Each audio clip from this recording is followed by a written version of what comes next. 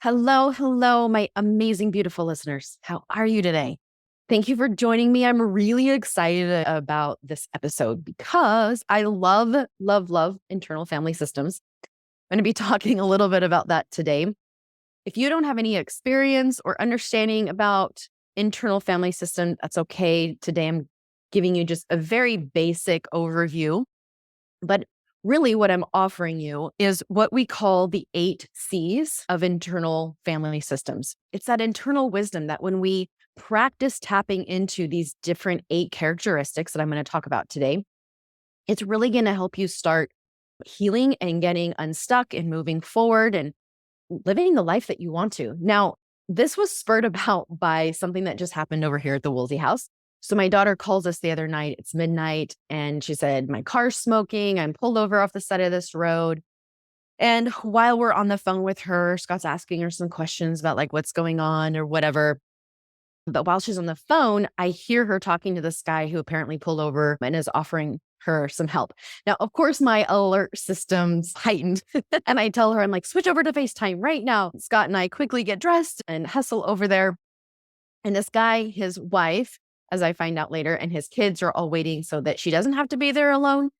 And it wasn't until I was able to walk up and look that dude in the eye and shake his hand that I could get that sense of that gut instinct, right? That, okay, who are we dealing with? This guy happens to be a mechanic and offers to help fix the car the next day.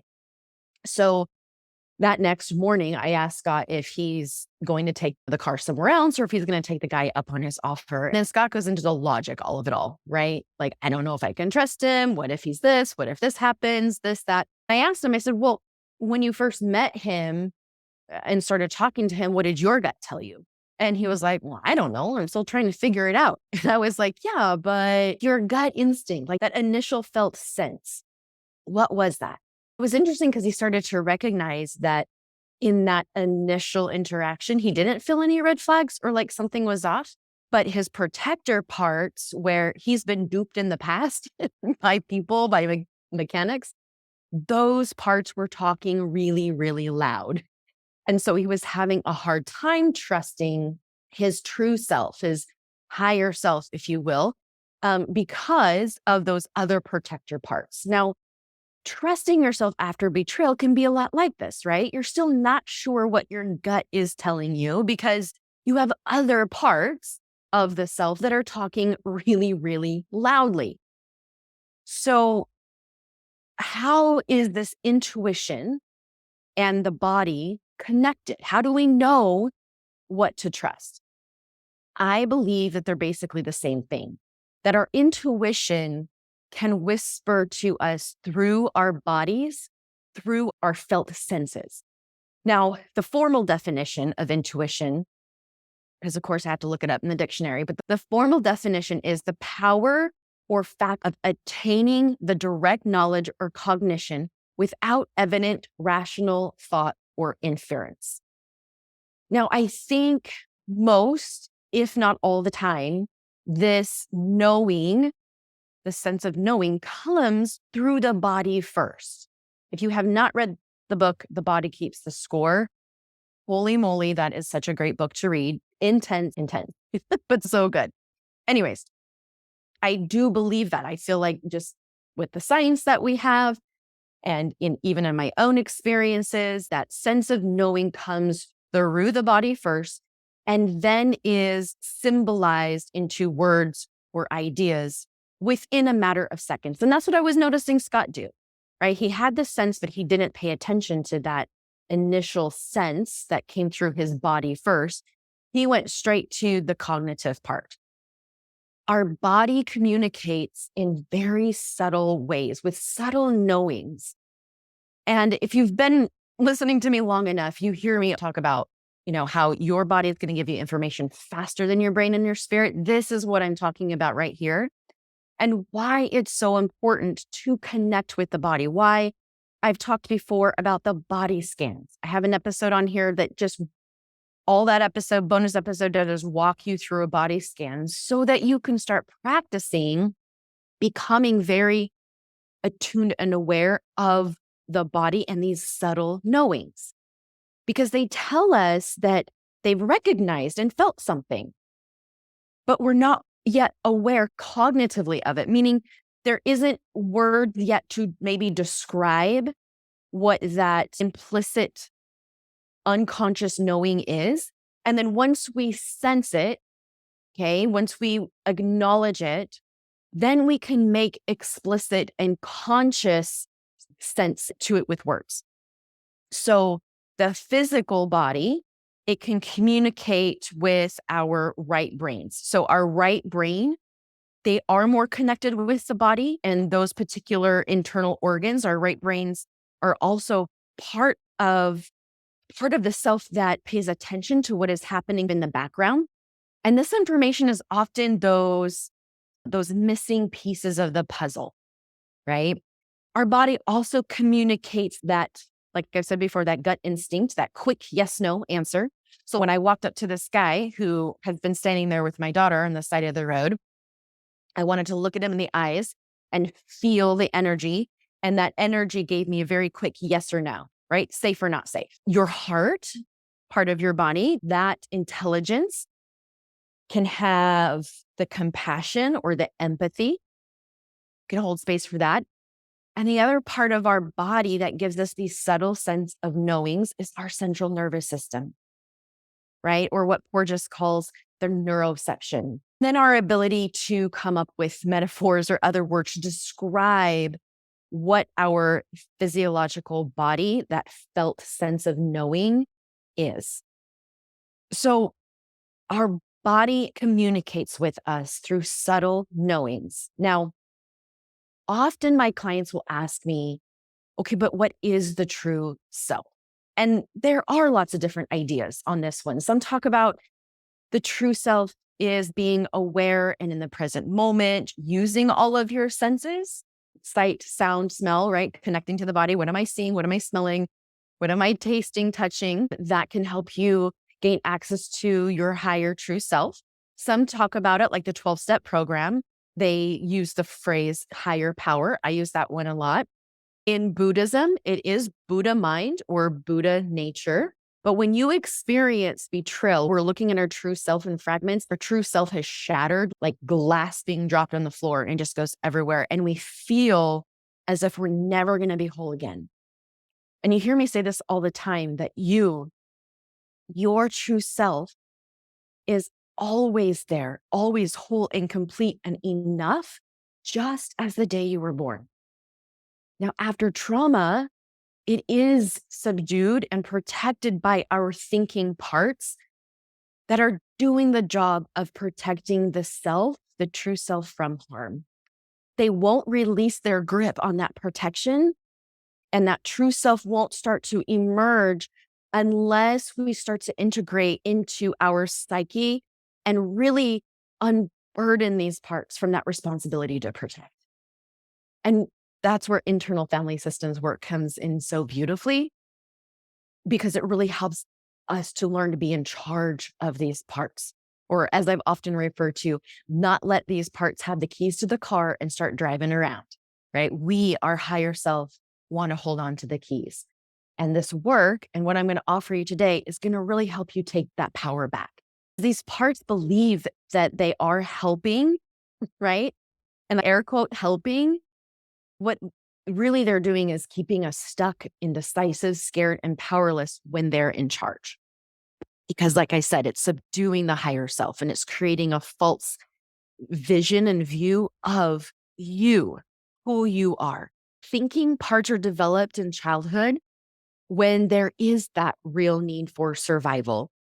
Now, Richard Schwartz, he is the founder of IFS, and he states there are no bad parts. In fact, that's another really, really great book, No Bad Parts. But IFS, internal family systems, what that is, technically, it's a form of psychotherapy, and it really focuses on those parts of the self, capital S. And so in IFS, the mind is considered to be naturally made up of these multiple sub-personalities or families within each individual mental system. So parts work is another way. That's how I describe it, like parts work. I think I remember listening to Richard talk one time, and he said he uses that word parts because it is a little bit more accepting to our brains in this time rather than saying we have multiple personalities because of what that has meant in the past. But we have all these different parts of the self that take on different roles, such as the inner critic, inner wounded parts, painful feeling parts, anger, shame parts, all of those. And what we're wanting to do is just get more curious about them.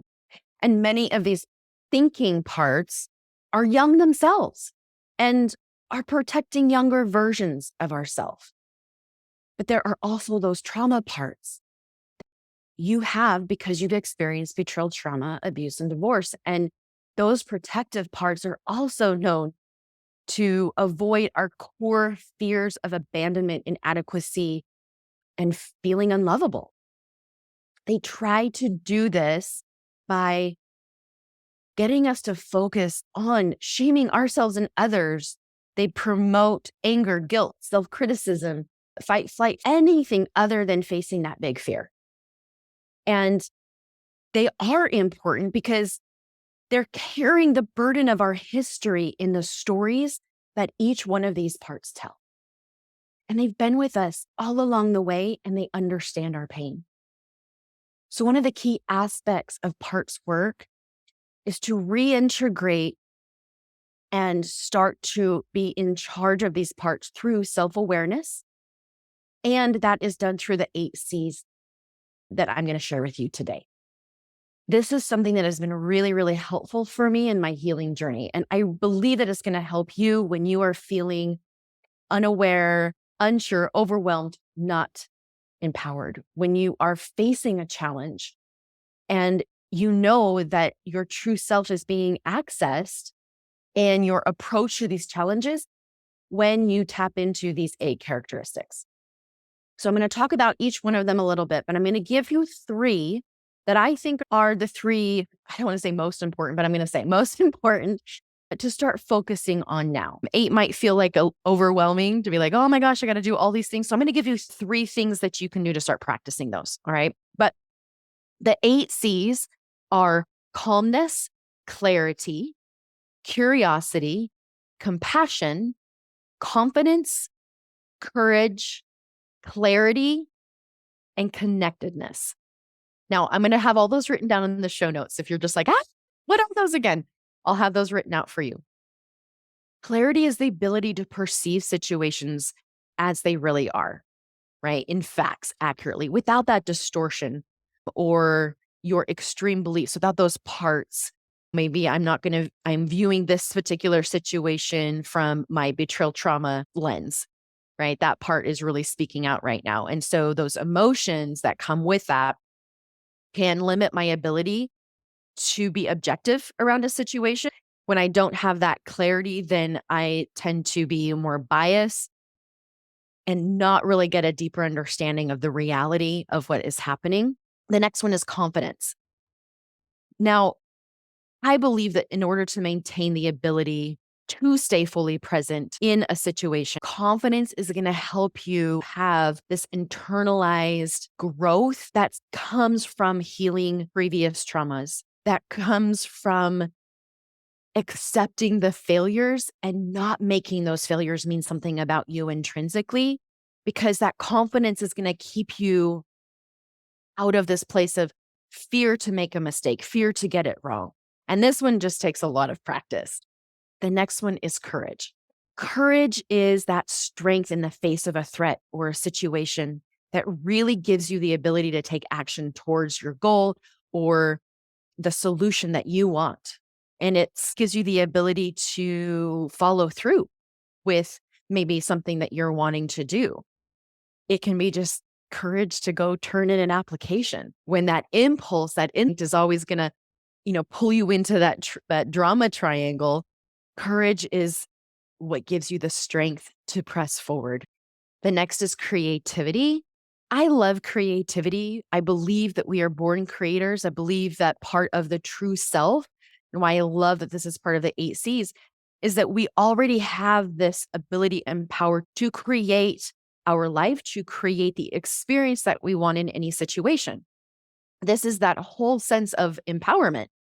I love creativity. And I think that when we use our imagination to, like I said, create the experience that we really want, to get into that state of flow where we are in a spontaneous expression of us and we're creating pleasure and activities that we enjoy, it also helps us to creatively solve problems. And when we can take this creativity into the present moment with whatever situation we're in, it's going to help you keep from getting stuck. When you find yourself in like, I don't have any options, I don't know what to do next, sometimes it's stepping out of that box and getting creative and developing something new. I love being able to step back and just ask myself, how can I be creative in this moment? What does that look like? All right. And the last one is connectedness. Now, this is the state of feeling a part of a larger entity, such as a support system. This is why I offer a lot of those free support things, because this sense of connectedness is so important. A sense of community, a team is going to help you relax those defenses, going to help you feel that sense of safety, which is critical to your healing journey. It helps you to drop even that sense of self-judgment or needing to control a situation. It also can really help you deal with codependency and keep you in that state of present moment reality, to see things as they really are when you have that sense of connectedness. So those are 5 of the 8. And I'm going to give you 3 that I think are really good to start with. And that is going to be calm, curiosity, and compassion.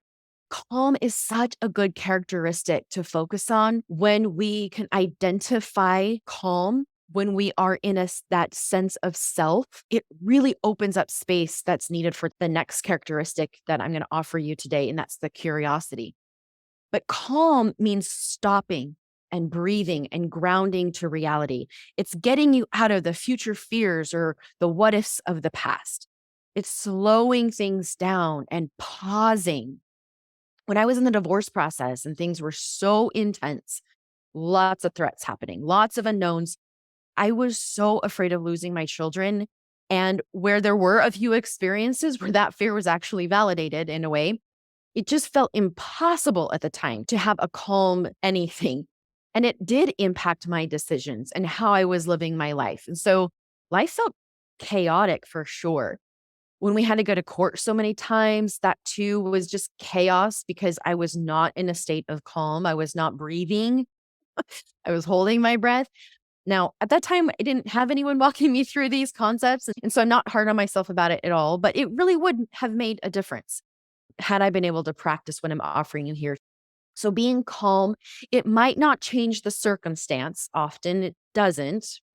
We usually don't have control over that circumstance. But when we step into this state of calm and grounding, it will change the experience that you're having in that circumstance.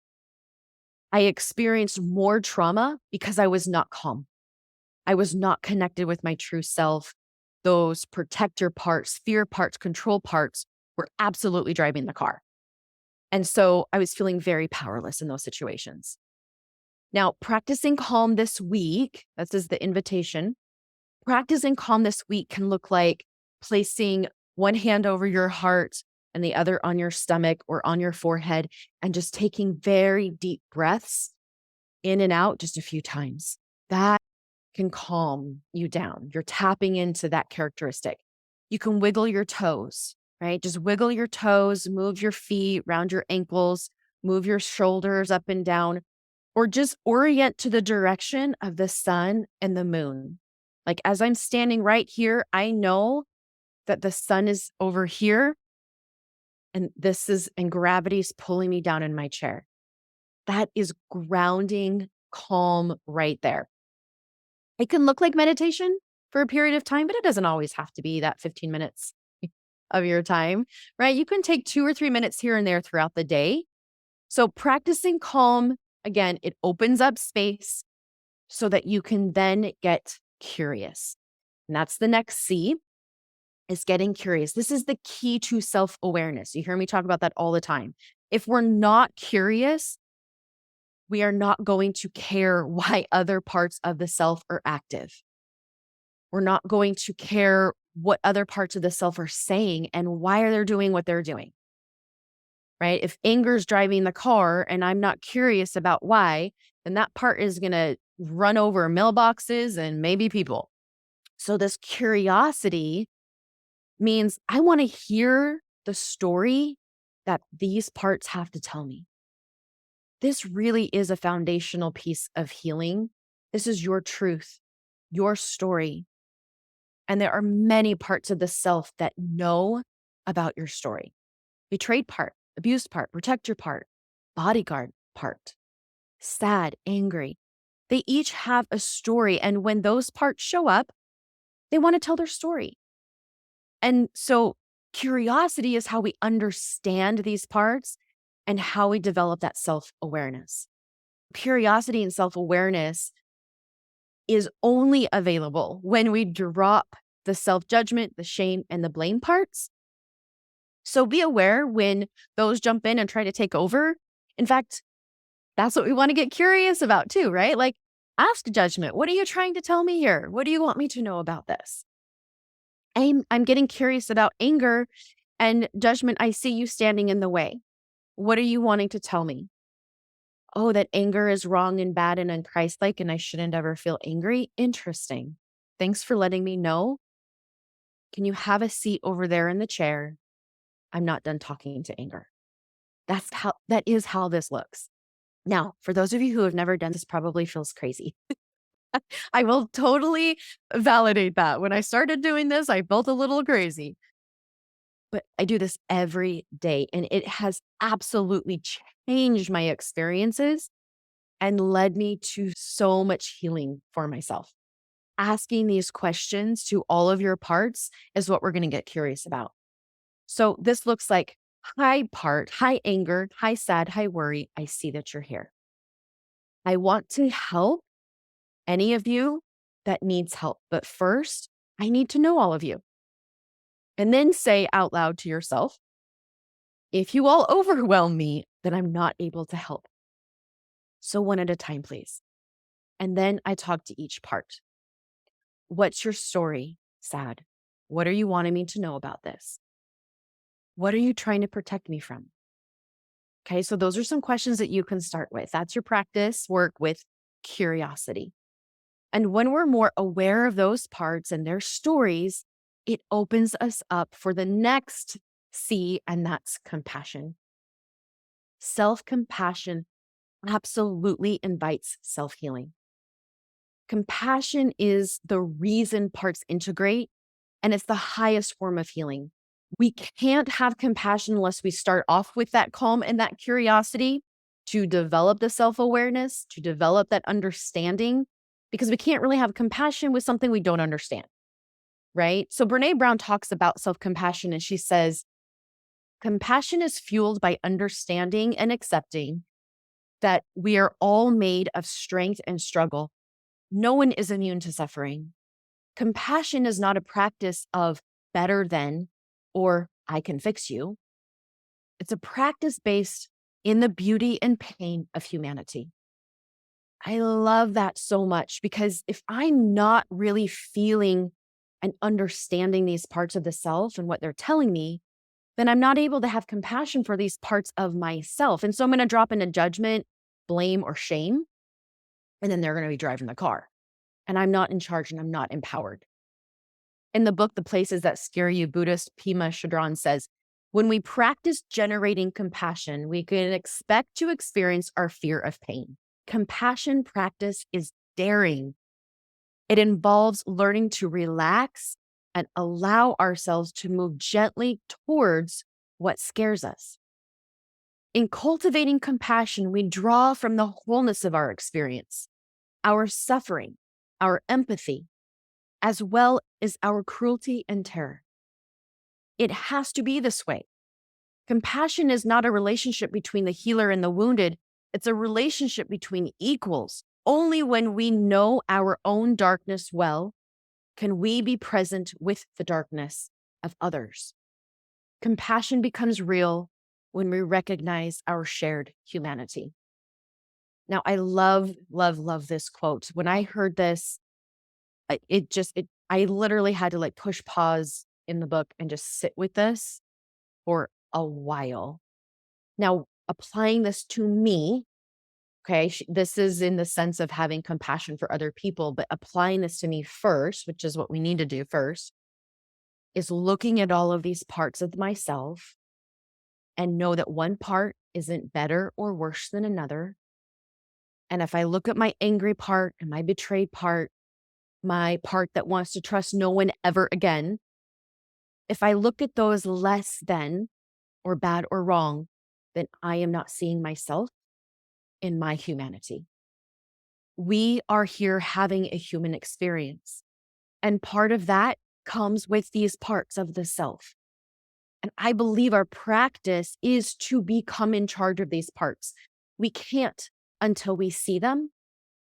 And if we hate them, we cannot have compassion. And then we get stuck. So sitting in the darkness with these parts is so hard. This is not easy. Otherwise, everyone would be doing it.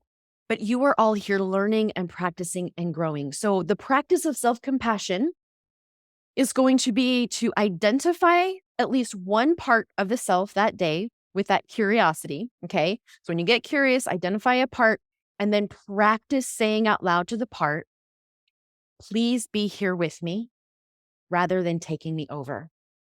When you are ready, let me know who you are, and then I will write it down.